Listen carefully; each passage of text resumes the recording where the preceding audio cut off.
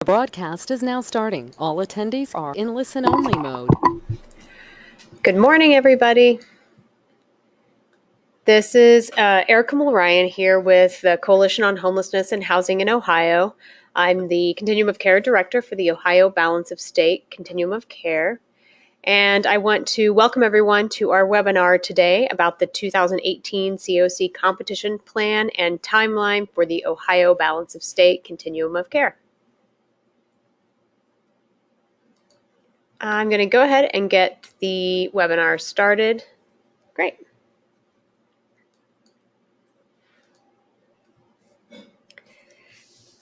To get us started today, I just want to remind everybody about a few webinar issues, just in terms of our approach to today's webinar. First, as always, all attendees are muted. So if you have any questions, concerns, or any kind of tech issue you want to make sure that we know about, make sure that you use that questions or chat feature in your GoToWebinar control panel. I'll monitor it throughout the duration of the webinar today, and then of course we'll make sure that every question gets addressed in some fashion before we wrap up.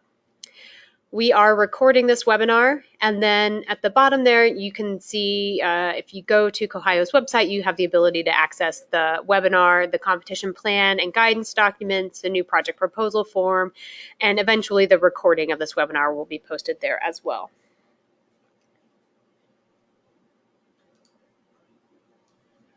We're also going to be using a few polls throughout today's webinar, so we'll mix it up a little bit and keep things super interesting for you all during this exciting time. All right, so in today's webinar, we'll be covering, at least at this point, some brief items about the 2018 CoC competition. We'll start by covering critical changes. Then we'll talk through the renewal project evaluation process. I'll highlight our preliminary project ranking priorities as identified by the CoC board, and then we'll wrap up by talking through the new project application process and priorities for FY2018. And specifically, we'll talk about the opportunity that we're utilizing again this year for to facilitate project conversions, and then we'll also talk about the new projects that we'll be considering. Just a couple quick reminders. For the Ohio Balance of State Continuum of Care, the Ohio Development Services Agency technically serves as the collaborative applicant, which is also sort of informally referred to as the CoC lead. So they are ultimately charged with completing the submission of the consolidated CoC application and getting that submitted to HUD on behalf of the Ohio Balance of State CoC. That, as has been the case for the past many years, ODSA contracts with Ohio and us here to essentially manage most, if not all, of the work related to the Continuum of Care application process. So throughout the duration of this process, from now until the competition application window opens and then closes, you'll just be working with CoC staff here at Ohio offices. So the CoC board identified the following goals for the 2018 competition, and these are pretty much the same goals that they have had in place for the past couple of years. So first, our goal is to submit an application that meets threshold and maximizes available funding. We want to fund projects that meet community needs. We want to fund projects that are cost effective and maximize mainstream resources. And we want to fund projects that successfully end homelessness. We also want to continue to use the CoC competition to promote the use of best practices, namely housing first, and we want to fund projects that help achieve the federal strategic plan goals to end homelessness for veterans, chronically homeless, families, youth, and all other populations.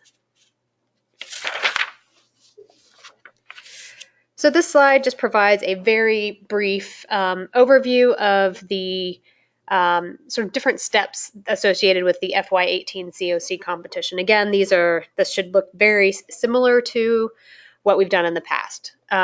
Really no significant changes. So first, we anticipate that HUD will open the CoC competition sometime in spring or summer of 2018.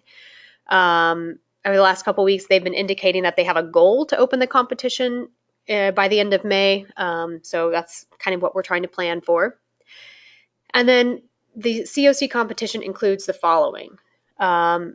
So for the balance of state, CoC, it includes evaluation of all renewal projects. That includes looking at expenditures and making determinations about any possible partial reallocations. As part of our evaluation process, that information then informs how projects are ranked. So you can see that step in there as well. After project evaluation, once the CoC competition has opened, there we go through the process to submit new project applications. Excuse me, let me step back. New projects, including conversions or completely new projects, actually submit a new project proposal form. That window opens now. So we'll talk through that. Once we've made final decisions about new projects, those get submitted around the same time as renewals once the competition has opened. And then ultimately we close out the competition by ODSA and CoHio working on the consolidated CoC application and getting everything submitted along with all of the project applications on behalf of the CoC. So we want to talk first about project evaluation process for FY18. On this slide, we're highlighting a handful of changes, but I want to be clear that all of these changes should either mean that things are a little bit easier for you on your end, or you're going to be evaluated in a way that you're more likely to look better, if that makes sense. So first, for FY18, we are not evaluating or scoring on the percentage or types of match or leverage that project applicants are able to identify and bring to bear for their projects. So you'll be submitting no information to us about match or leverage or anything like that. We're not looking at it. We're not evaluating on it. So that should make your life just a little bit easier, hopefully. Additional changes for 18, we will be looking at both bed and utilization as part of our evaluation of overall project capacity and community need. So that should benefit projects that serve families or a mix of families and singles in particular, because we know that keeping track of appropriate bed inventory and bed utilization for projects that serve families has always been a struggle. So we are looking at both now. Housing first practices and prioritization of chronically homeless. You'll see, we'll talk a little bit more in detail about this later, but essentially we're outlining a process wherein if your project received full points for implementing housing first practices and or prioritization for chronically homeless last year, if you scored full points or near full points, you are not necessarily required to resubmit your program documentation to evidence those things this year. But again, I'll provide much more detail about that in some later slides. So you will be able, we'll provide more detail. Cost effectiveness. We are continuing to evaluate on cost effectiveness this year, but we are not requiring you all to submit budget information. Instead, we are going to evaluate cost effectiveness based on your annual CoC program funding and plus the minimum required 25% match. So we will be able to calculate that using the available information from past CoC competitions. So one less thing you have to submit. And then lastly, there is a new item that you all will see on the project evaluation scorecard. We're not scoring on it this year, but we wanted to provide enough information about this item related to targeting hard to serve so that you all can get a good handle on it and think about how you that you all are doing in that regard in preparation for next year's competition and a project evaluation. And we'll talk in more detail about that on some coming slides. All right, so new project priorities. I'm sorry, some of these header slides, didn't get updated. I'll make sure they get updated before I post it. No. Changes for FY18 CoC competition process. Limited changes here. So again, in FY18, we'll be considering project conversions. So if you're a current transitional housing project and you're interested in converting to either rapid rehousing or PSH, you will continue to have that opportunity again this year. Other than that, though, we are only considering new permanent supportive housing projects and only in the areas that we identify with the highest needs. And we'll talk more about that in a second. So with that, I want to go ahead and launch our first poll.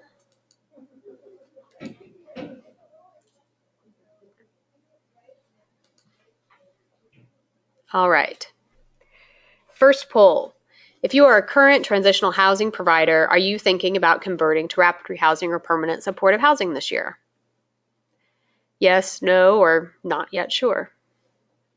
So I'd like you to go ahead and let us know what you're thinking. As we've talked about for years, not all transitional housing projects it was not converting to a different project type is not going to make sense necessarily for every single one of our transitional housing projects. It definitely can be a complicated endeavor, so it's something that we want people to think about and think about with intention. All right.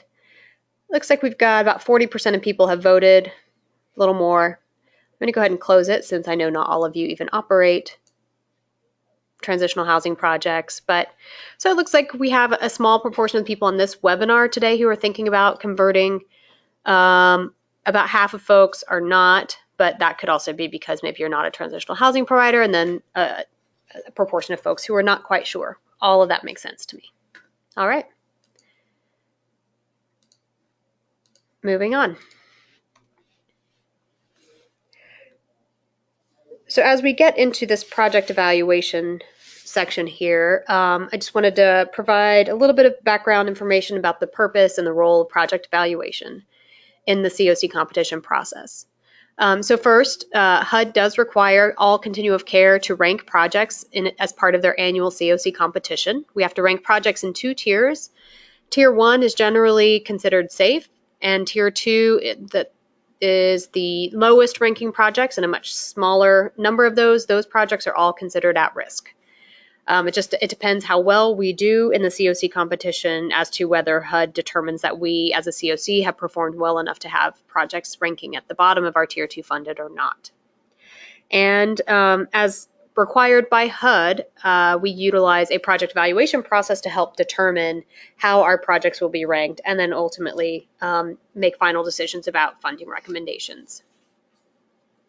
For the balance of state CoC, we utilize a project evaluation work group to develop our project evaluation process and our tools every single year.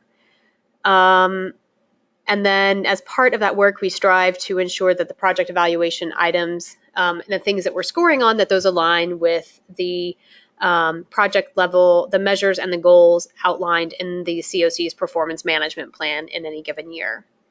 And as always, for project evaluation process, we evaluate items in addition to everything that's looked at through the performance management plan. So that's where, for example, we look at items that help us determine which projects are serving populations with greater need.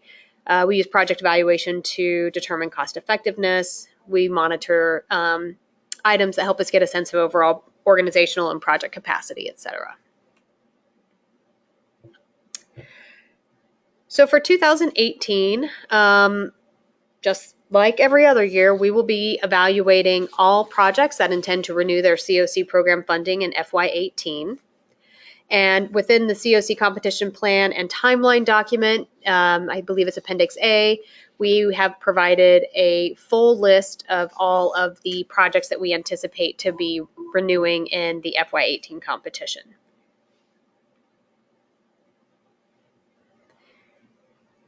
So as I kind of alluded to in earlier slides, we really did not change much at all of the project evaluation process this year, except to remove a couple items and then to streamline existing items where we could. So as always, we will be evaluating projects on the following areas: project participant impact, meeting community need, implementing best practices, and then overall project capacity.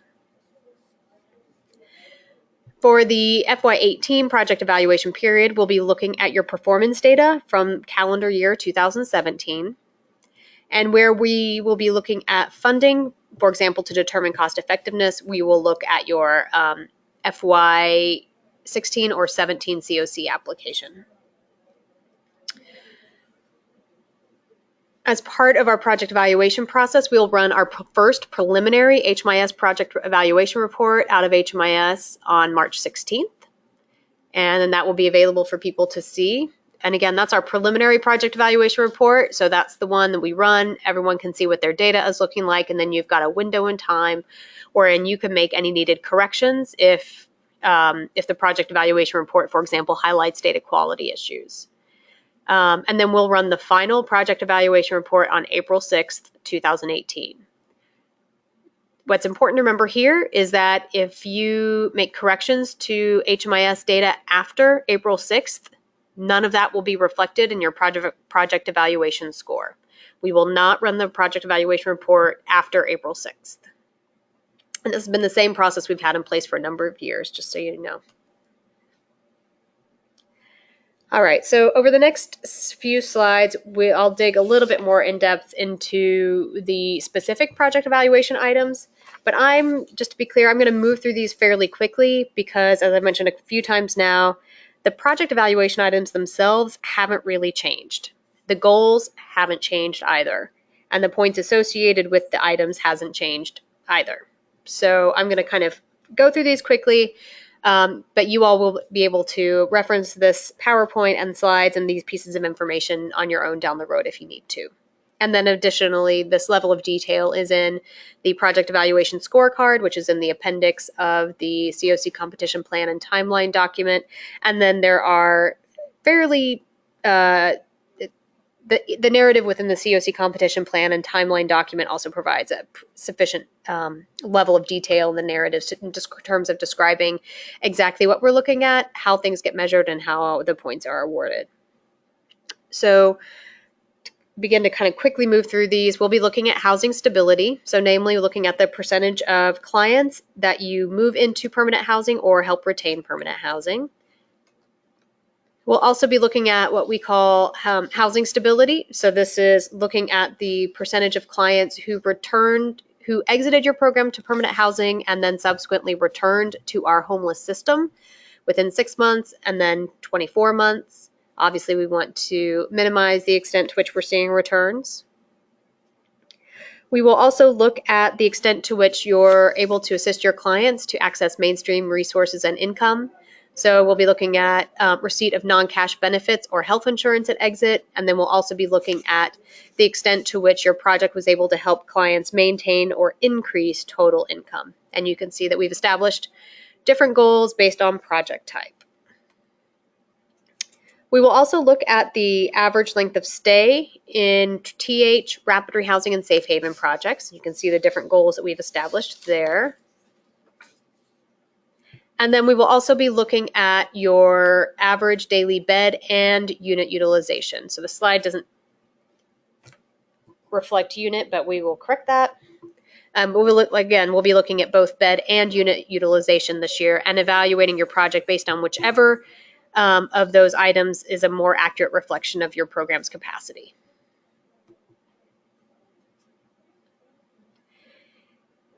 We continue to evaluate our projects on the extent to which we think they're doing a good job of targeting folks who might be harder to serve. So we will continue to look at the proportion of program participants who entered your particular project from literal homelessness, including unsheltered locations or emergency shelters and transitional housing, or emergency shelter only. And then we're also, as we've done for the past several years, looking at the proportion of clients who entered your program who had no income when they entered. So again, the larger proportion of people who come into your program with no income, the greater points you might be able to get.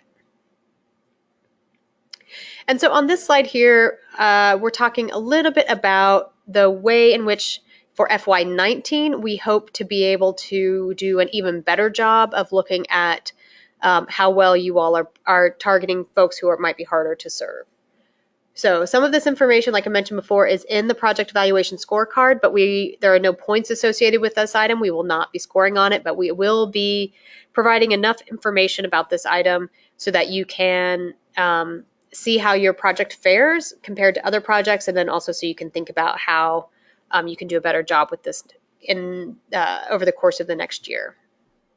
So again, likely in FY19, we will be looking at what we call our Homeless History Index. So essentially, this is a way in which we are trying to see which projects are doing a good job of serving a larger number of program participants who had a larger, more significant past homeless history. So this could be longer duration of past homelessness or multiple episodes of past homelessness.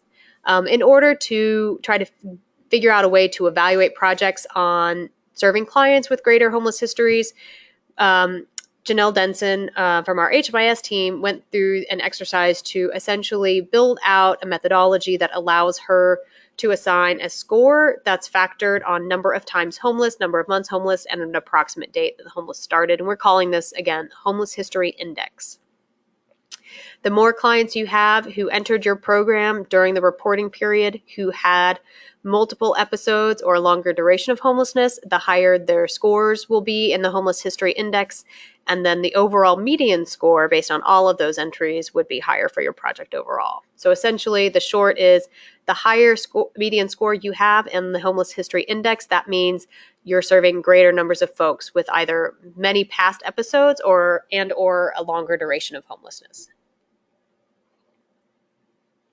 And again, because I just want to make sure I make this very clear, we are not scoring on this in the FY2018 project evaluation process, but we are reporting out on this information at the project level so that you all can see how you would be doing, how your homeless history median score in the Homeless History Index looks compared to other projects, and then to keep that in mind as you think about continuing to improve efforts to prioritize our projects for those with greater needs going forward.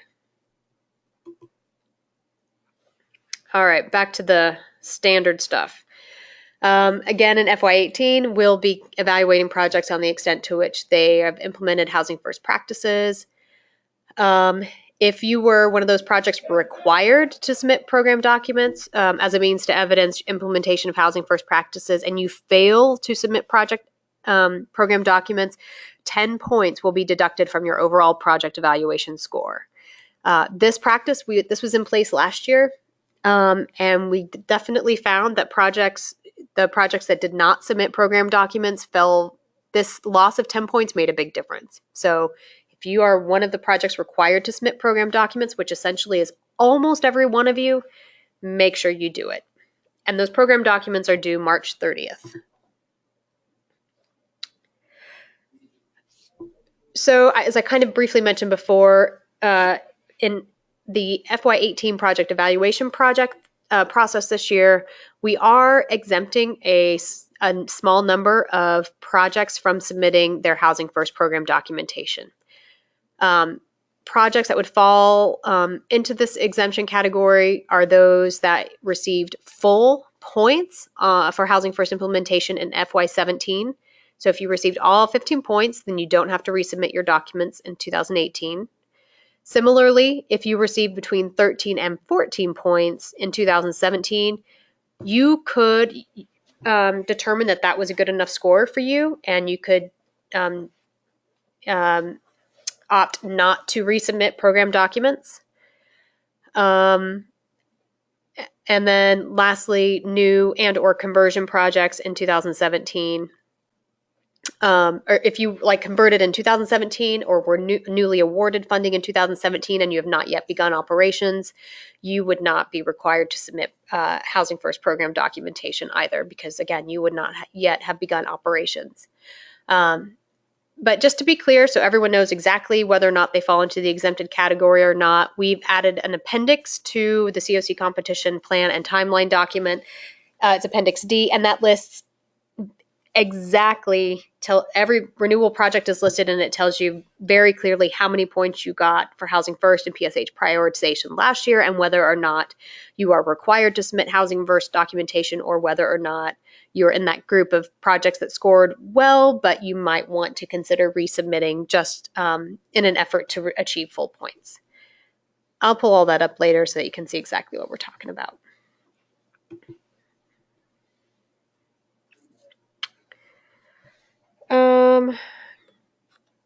Along the lines of submitting documentation of Housing First practices, PSH projects can receive up to 5 points for demonstrating that they have policies and procedures that formally prioritize chronically homeless folks. Again, you submit program documents to evidence implementation of that. And if you don't submit those program documents, 5 points will be deducted from the project evaluation score. Those documents are also due March 30th. For this item, documentation of prioritization of chronically homeless, we also have a handful of projects who fall into that exempted category based on having achieved full points last year. Again, refer to Appendix D to see if your project is one of those. And you can see information about that in the slide there. So as a reminder, and this is, again, not any different from what we've done for the past several years, if you're needing to submit documentation to evidence the use of Housing First practices, you need to submit your policies and procedures, project intake and assessment forms, any client sort of responsibilities or rules documents, any service planning template documents, and then standard lease document that you would use as well. And we need that full package of documents in order to evaluate compliance with Housing First practices. And of course, if you have any questions about any of that, just reach out to us. If you feel like your project doesn't use one of those types of forms, you just let us know as well. Submitting documentation to evidence prioritization of chronically homeless for PSH. You can see it's almost the same forms there, but we also want you to be sure to submit the verification forms that you use to document and verify homeless status and disability status. All right, I see I have one question. I just want to take a quick glance to see. That might be something I follow up with later. Okay. Cost effectiveness. So we are going to continue to evaluate projects and cost effectiveness again this year, just like we have for the past several years. And essentially, we define cost effectiveness as the cost per permanent housing exit or retention. And we'll calculate this year by looking at your total annual CoC funding award plus the required 25% minimum match. And nobody has to submit any budget information to help us calculate that. We will calculate this based entirely on your CoC program funds. So we fully recognize that that is not going to provide us the comprehensive picture of the costs for your program to serve program participants. But since we were no longer evaluating on match and leverage, and because HUD doesn't want to see anything beyond minimum match information in the project applications, we felt like it would, that this was really kind of the direction we needed to go, especially if we didn't want to ask you to submit program information that might be complicated and not easy for you to pull together. So that's where we're at. Unspent funds. So we'll continue to evaluate all of our projects on their expenditures. We get that information directly from HUD field office staff, pull that information for us from the ELOC system. And as in past years, we will be looking to see that you did not leave more than 5% of your grant fund unspent in the previous operating year. And then we'll also be looking to see that you're on track for spending your current grant. And HMIS data quality. We always evaluate projects on overall HMIS data quality. Yep.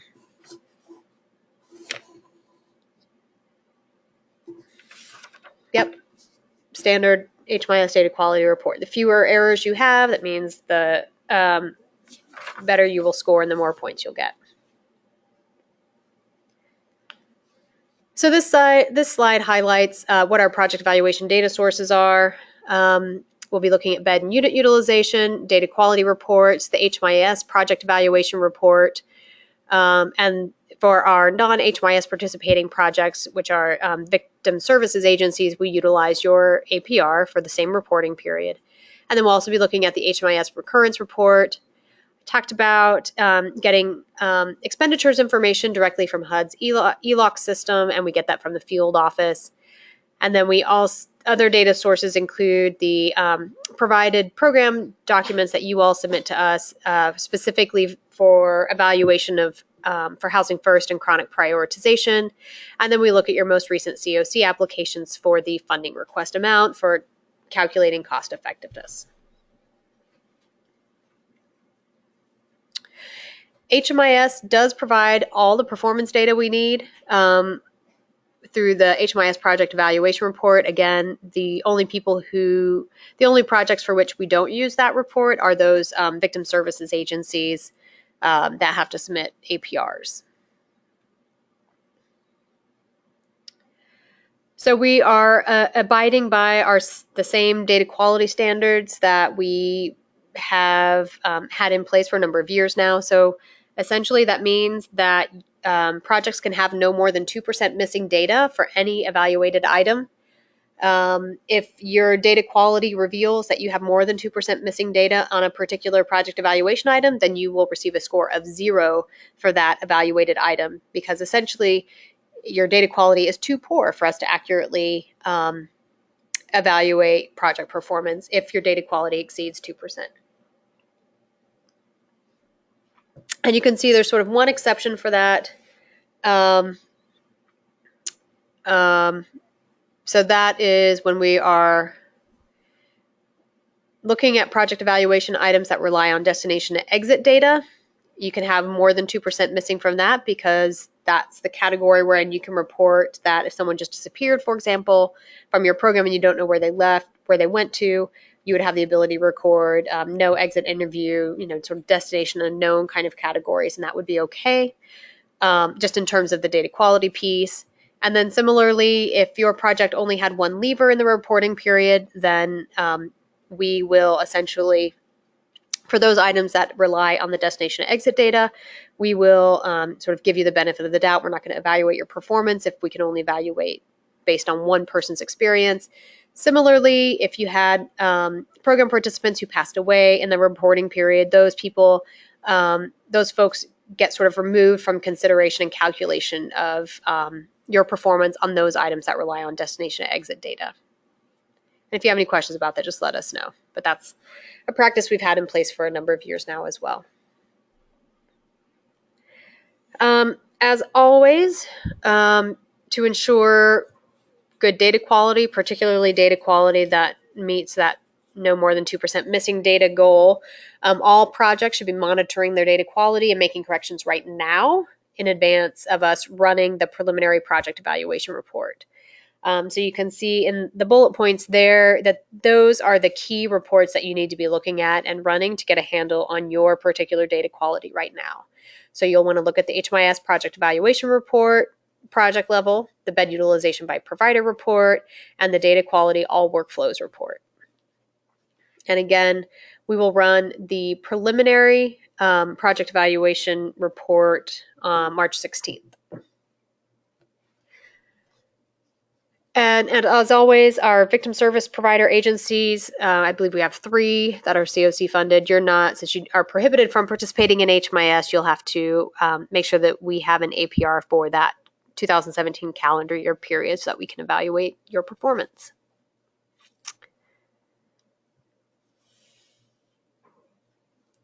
Again, since we have a project conversion opportunity that we're making available this year, for current transitional housing projects, if you're planning to submit a project conversion application, what we will do is we still begin, at least preliminarily, to go through the process to evaluate your current renewal CoC project. Once you have submitted your project conversion proposals and ultimately the application and everything is moving forward, at that point in time, when it comes down to the time to rank our projects, we would at that point just sort of remove that renewal project from the evaluation process and the project ranking. But we will begin to move through the exercises to evaluate those projects unless we have final confirmation that a conversion is going to be submitted instead. Appealing project evaluation results. As always, we do have a window of time wherein projects can appeal the results of the project evaluation process. If you are doing that, with your appeal, you need to make sure that you provide a clear explanation of what you are appealing, and the reason for the appeal. And then those appeals will be due by May 18th.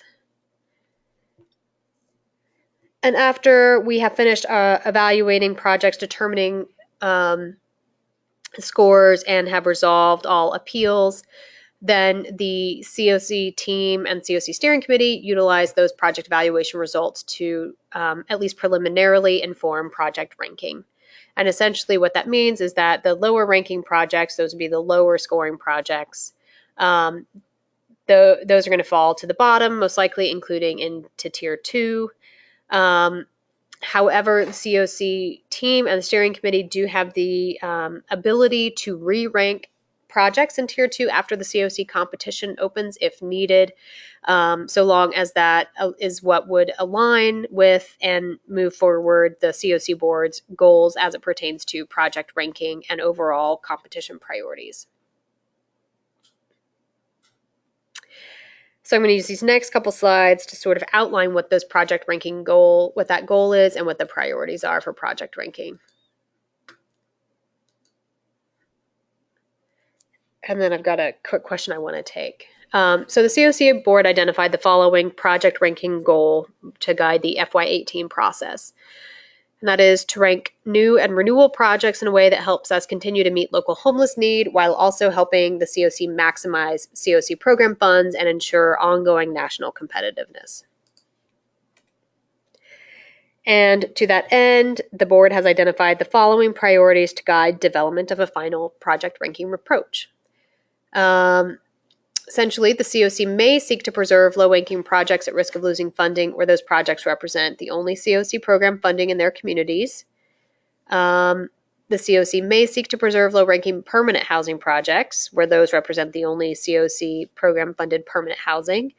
And the CoC may prioritize projects that have demonstrated the use of housing first practices. Additionally, the CoC may consider reducing funding requests for the lowest ranked projects as a means to preserve funding for higher ranked projects if needed, so long as that is aligning with other priorities. And then lastly, the CoC may consider ranking new projects higher than some renewals, where the CoC believes doing so will better help the CoC meet the ranking goal outlined previously.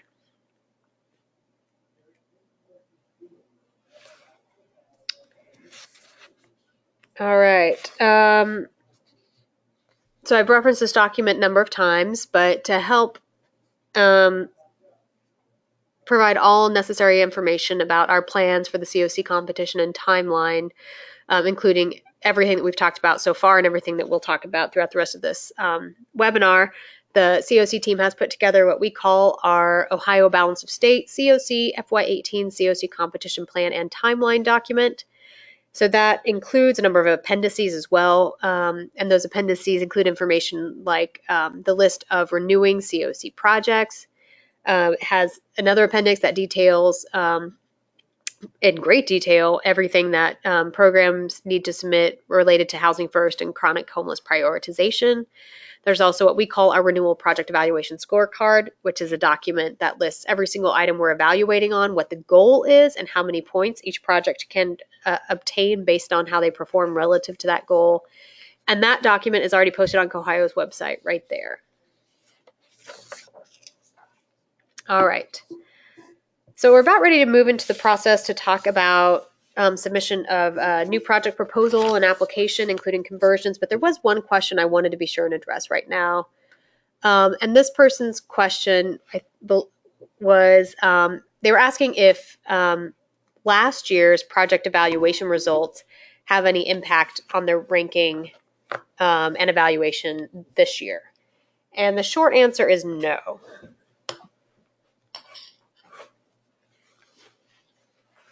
We evaluate projects every single year based on a new and updated reporting period.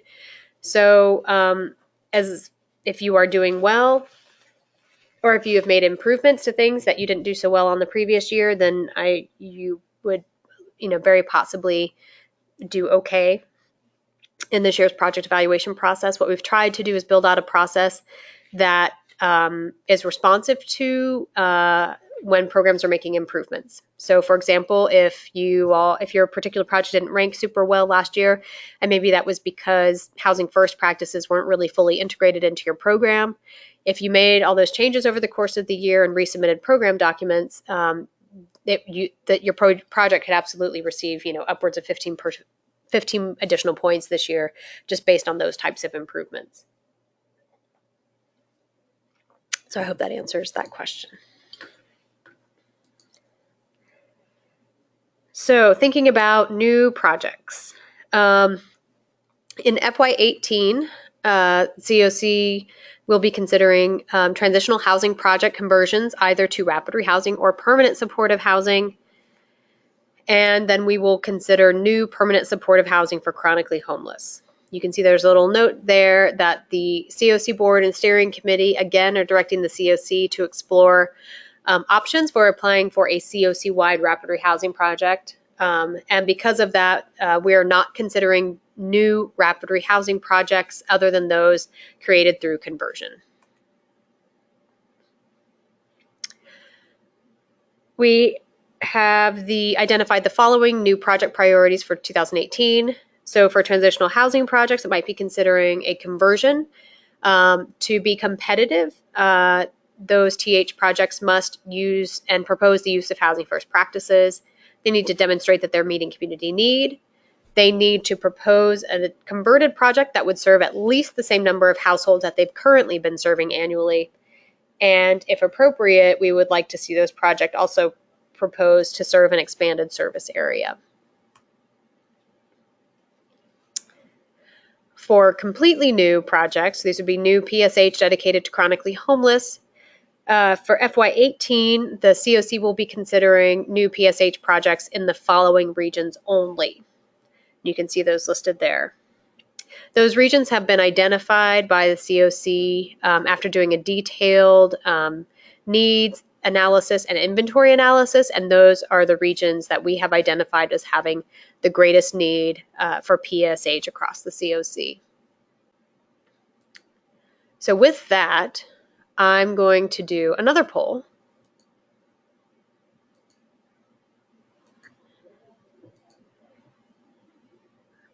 That's pretty straightforward. The poll is just asking, are you planning to apply for a new PSH project in your region? Yes, no, unsure.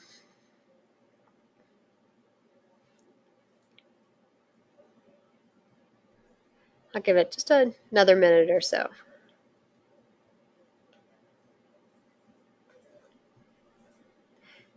All right, looks like about 75% of you all have voted. So I'm going to go ahead and close this. And it looks like, more than half people are saying no, which if you're not in one of those regions, that should be your answer. A very small portion of people said yes right off the bat, and then about 44% are unsure, which I think absolutely makes sense too. All right, let's keep talking about new projects and new project priorities. So if you are considering applying for a new PSH project in one of those regions, I'm going to highlight the following. So if you are considering applying for a new project, you must demonstrate that you are going to be using housing first practices. We have to continue to demonstrate how you're going to meet community need. For this year, we expect that you will, to be successful, applicants will outline how they plan to serve the entire region, or at least the areas within their region with the highest demonstrated need for PSH. We expect that projects will outline a comprehensive plan for the provision of supportive services with a special focus on partnering with agencies to ensure that we are tapping into Medicaid whenever possible, particularly for those Medicaid billable services. These projects absolutely will have to be integrated into your local coordinated entry processes, and you'll have to have some plan for what that might look like. And then lastly, and this is a unique emphasis of ours this year, we're interested in these new project proposals providing a clear plan for how they will provide outreach to those living in places not meant for human habitation in particular. So all of those regions that we identified, with the exception of maybe one, have fairly high numbers of unsheltered homeless living in the region as reported in the 2017 point in time count. So we expect that outreach, and to be clear, within a supportive services budget, outreach to unsheltered folks is absolutely an eligible line item. But we expect that for this year to be a critical part of your new project proposal. So with that, I have one more slide, one more poll. Not the last one, I'll have one more after that later. So based on that slide, are you still planning to apply for a new PSH project in your region? Yes, no, or definitely no?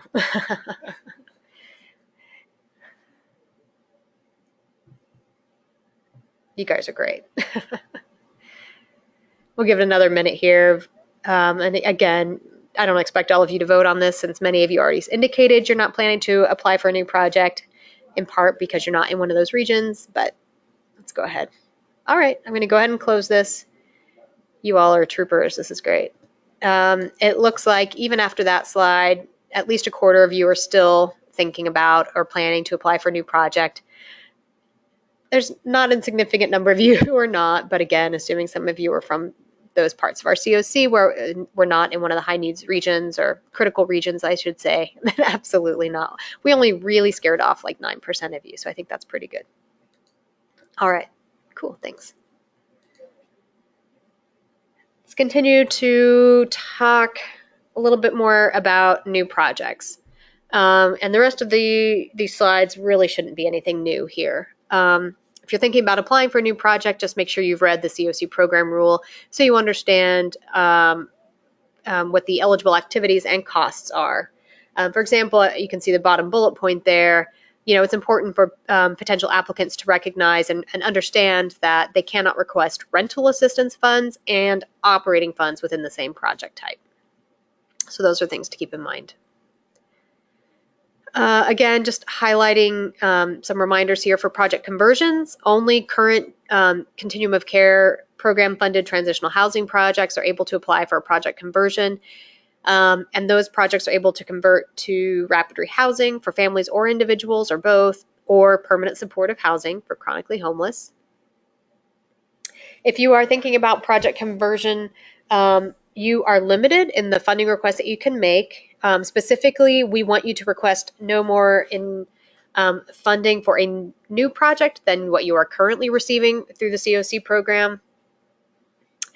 However, we do reserve the right to potentially have you submit a final project application that requests a slightly larger amount. It really just depends on how we plan to distribute new project funding, whether or not there have been any funds that have been reallocated, whether or not we have any projects that decline to renew. And then project conversions, you'll be requesting 1 year of funding. So for completely new projects, these would be the new PSH projects in those prioritized regions we previously identified. Any nonprofit organization who is in sufficient, decent standing with their current funders is eligible to apply for a new PSH project. It can be an existing grantee or not. And then eligible projects, as we mentioned before, that would be PSH dedicated to chronically homeless.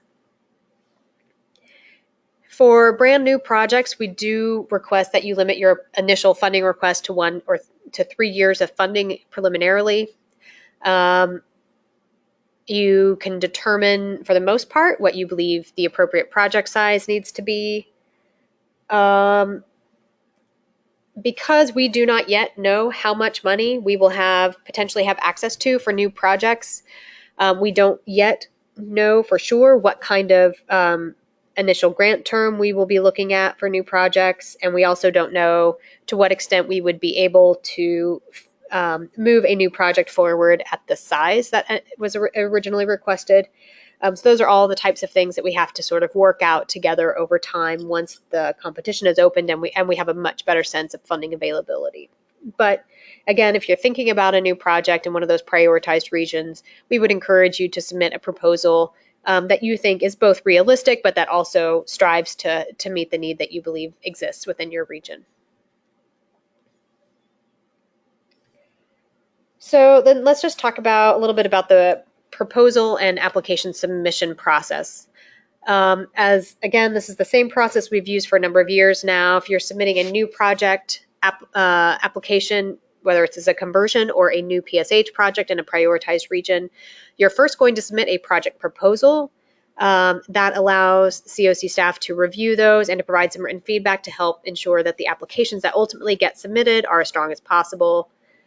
We do not score the project proposals in any way, shape, or form, but after you submit the project proposal and you move forward with a full project application, those do get scored because that helps us determine where they need to be ranked within the overall project ranking list for the CoC.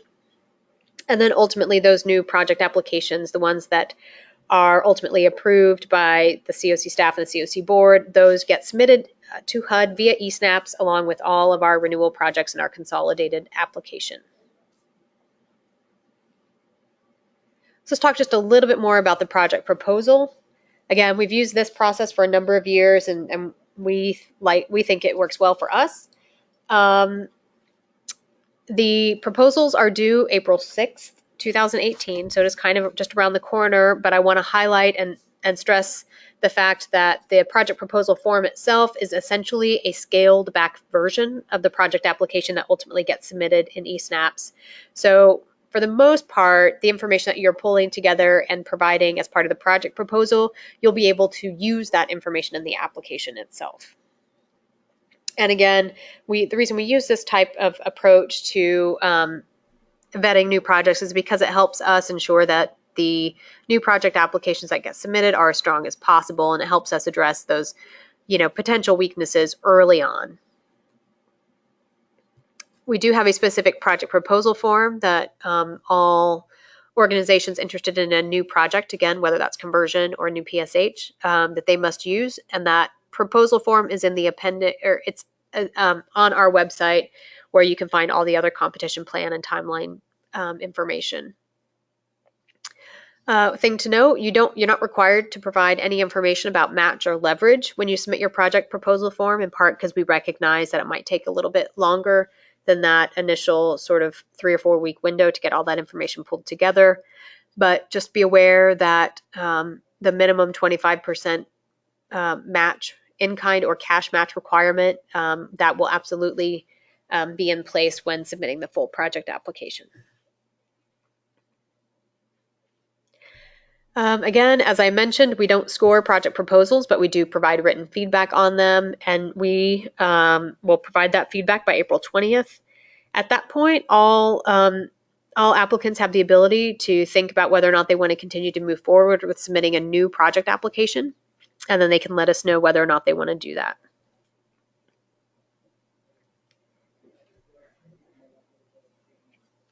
If after receiving your written feedback on your project proposal form, you have determined that you do want to go ahead and move forward with submitting a full project application, if you do that, just keep in mind those are due June 1st. And then at that point, CoC staff and steering committee will go through the process to sort of score and rank those new projects. And we'll work with the board once the competition has opened and we have a better sense of funding availability. We'll go through the process to determine which, if any of those projects, we think we are able to move forward and to include in the CoC application and ranked list of projects. And our goal is to release those final scores and the preliminary ranking of all new and renewal projects by June 8th. And then again, I've said this a couple times, but for new projects, both project conversions and the new PSH projects, depending on which ones move forward and what funding availability looks like, CoC staff may work with you to make minor adjustments to your project applications in order to ensure that we're maximizing and requesting every available dollar, and also, if needed, to make minor tweaks to respond to any newly identified HUD priorities.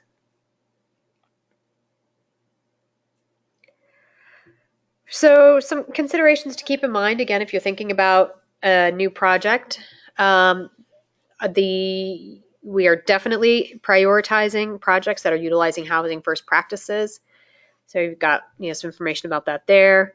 I would not only say we're prioritizing it, I should say that if you are proposing a new project that is not housing first compliant, you will not be considered. That's just to be very blunt. For new PSH projects dedicated to chronically homeless, just want to clarify what this means at the sort of regional level.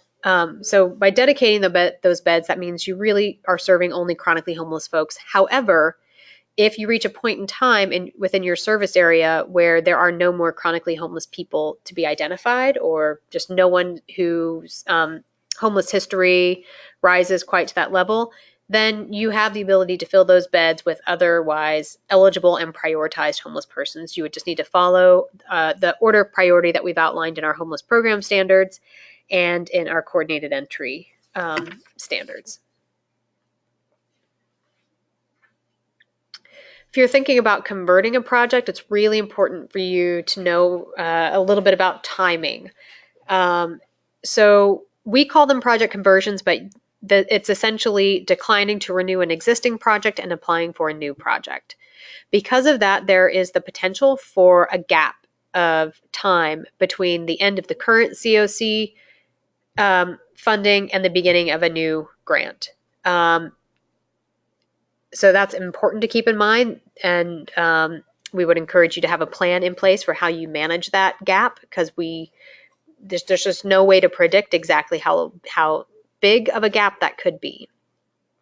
The other thing is that, especially if you're converting to PSH, but actually for both RRH and PSH, for current TH projects, converting to those project types, you generally are not able to serve your current clients in the converted project. So you would need to have housing plans in place for all of your current program participants, and they would all need to be moved off the project, essentially, in advance of the new project beginning.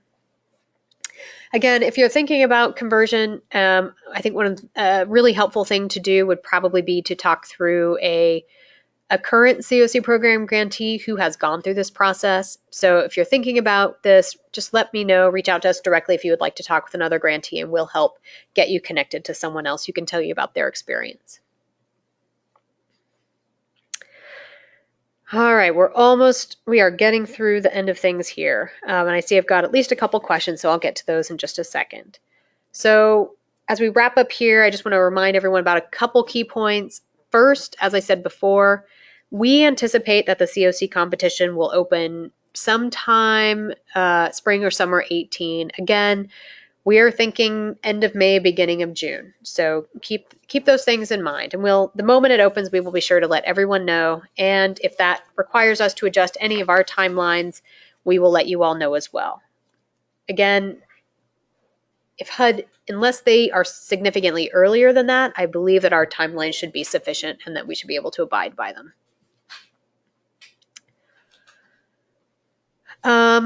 And then, as always, depending on the results of renewal project evaluation, if we have projects that demonstrate that they're not able to fully expend their entire award, and that's continued to happen for a couple years, that those projects may be required to reduce their overall funding request so that we can reallocate those unused funds to projects where those funds can be used. So we look at that every year, and every year we have the ability to act on that if needed. And then this page just has a couple links where you can find some additional information. And this slide also is a link to CoHio's website where you can find the detailed CoC competition plan and timeline. And I'll also pull that up here in a second so you can see where it is on our website. Now, I see we've got a few questions, so I'll get to those in a minute, but we have our final poll of the day.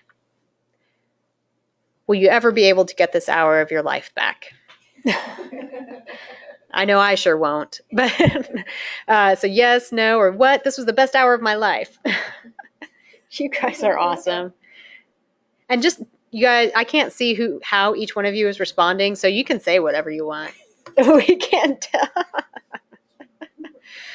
All right, I'll give it one more minute while you all finish up voting. All right, we'll go ahead and close the poll. You all are super funny. And the majority of you said, this is the best hour of my life. That's hilarious. Yeah, that's funny.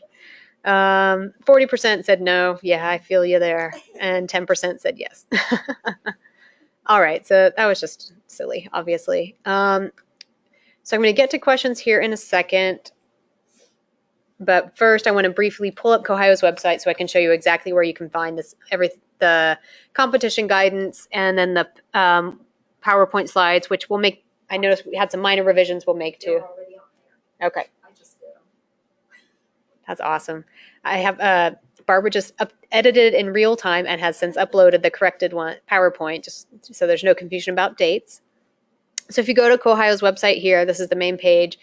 You can scroll over to member services at the top of the page there, and balance of state CoC pops right up. If you scroll down a little bit on the left, you can find that you see that we've got a number of different tabs that take you to more specific content area, and you can click on balance of state CoC competition right there. And then that will take you directly to all of the documents that you'll need to be able to access this year as part of the FY2018 process. So you can see we've got the plan and timeline there.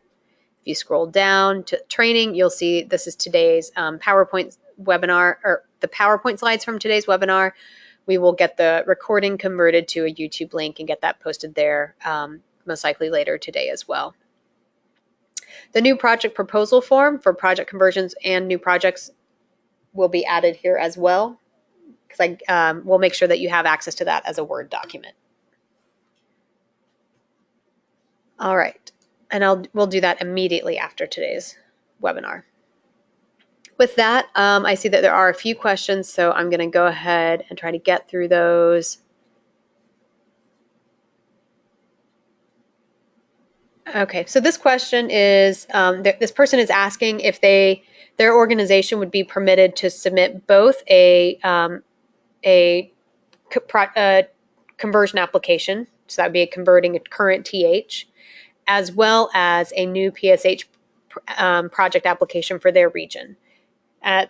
Yes, the short answer is yes, you can submit both of those applications, absolutely.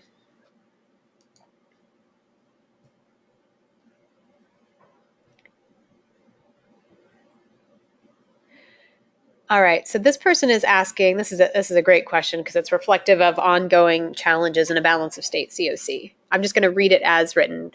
This question is, we are in a region that is not on the list for new PSH projects. However, all the PSH units in our region are in one county. The other 4 do not have access to any currently.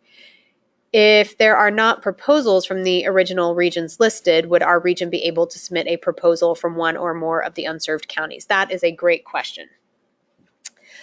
And the steering committee, we did talk about this, like what would be our plan B if no new PSH applications were submitted for those prioritized regions, and or if the applications submitted were not of sufficient quality that we could move them forward. The steering committee has talked about possibly, if we find ourselves in that situation, we would possibly consider absolutely expanding the regions identified as priority regions for purposes of, reopening up the opportunity, possibility that we would get more regions. That is a possibility. However, this is a great question for so many reasons. However, I don't think that's probably very likely that we would do that. The reason being, you could see in the PowerPoint slide, we already identified something like, how many regions were there? 7 regions, 8 regions, something like that. That was a pretty large number of regions that we identified in that as prioritized. We do not anticipate that we would have sufficient funding to move forward an application for more than one new PSH project, as well as a rapid rehousing project. Last year, we didn't have any new projects funded, and we lost one renewal because the adjustments to FMR caused our renewal burden to go up by nearly $500,000. So with all of that in mind, although it's possible we would roll out another sort of new project opportunity if we don't receive applications for the regions we've already identified. Again, the reality is I don't think I'm doubtful that we will end up having to do that. But that was a good question. I guess the other thing I would say, this doesn't address the overall capacity or inventory issue, but if you are, located within a region where this is absolutely the case in other regions, if you are located in a region where all the PSH is concentrated within 1 or 2 counties, and there are other counties in the region that are completely unserved, we have the ability, if this is doable, we have the ability to expand the service area of those PSH projects. Again, that doesn't increase their overall capacity or inventory, but if we feel like the project's not targeting the right people because it's limited to such a small service area based on how it was originally designed, we can work with that, and that service area can be expanded. And I don't even believe a grant amendment is needed to do so. So those are some things to think about.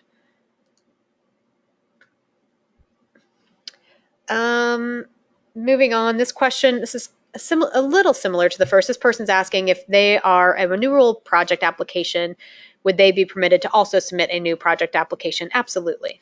Absolutely.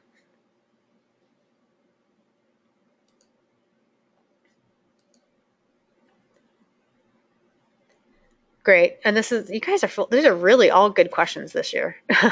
This person's asking, are regions able to provide letters of support to more than one applicant for new projects? That is a great question. So I'm going to give you a long-winded answer, but hopefully it will make sense. If the new projects, if one of them's a conversion and one is a new PSH application, absolutely. And what we don't want, and this is buried a little bit more in the more detailed guidance of the competition plan and timeline, we are not particularly interested here at the CoC team level in being the ones who determine which of multiple new PSH applications should move forward in a particular region. So we really, really want to push back onto the providers and the organizations within the regions to figure out which, if there are multiple organizations who are willing to step forward and apply for and implement a new PSH project, we really would like to push on you all to figure out who is best positioned to do that and who has the organizational capacity, the expertise, and the experience to implement that project as well as possible. I guess I could say if there's some really unique stuff going on and your region peers might have more than one new PSH project application that might want to move forward, and you don't feel like you're able to sort of vet those projects and determine one over the other, I would say just kind of try to let us know. But I would probably push back on the region to figure out a way to prioritize if that's where we end up. We really want those local decisions about who can best implement a new project to happen right there at the local level. But we can talk through anything that you need to if you have some concerns about that. That's a great question that I didn't really hit on that in the webinar at all. So thanks. Oh yeah, this is another good question for clarity. They're saying, did you say there will only be funding for one PSH for each region or overall? So this is what I said. I said we based on historic recent funding levels in the CoC competition, particularly for new projects, and also given how competitive the PSH bonus pool has been in recent years through the CoC competition, we are expecting, but I don't know this for a fact, but we here are expecting that we will likely only be able to move one new PSH project forward.